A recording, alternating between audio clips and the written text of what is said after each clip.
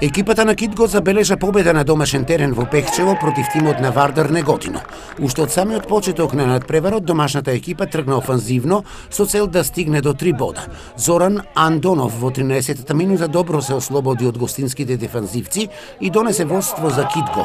Пораното водство следуваа повторно шанси за Китго, за да во 24-та минута домашниот напаѓач Андреј Синевски го зголеми водството за Китго.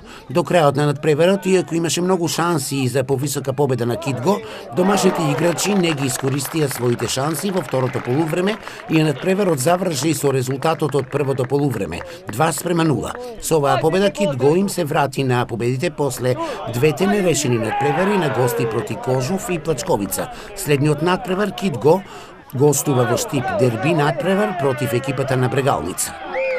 А еве ги резултатите за втората македонска лига Исток од 11-то коло. Партизан Обршани Брегалница 1:2. Каменица Саса Борец 1:2.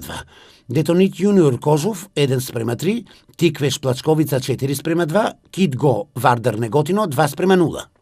Табела втора македонска лига Исток. Борец 28 бода, Тиквеш 24 бода, Брегалница 22 бода, а исто бодови има 22 Китго Пехчево.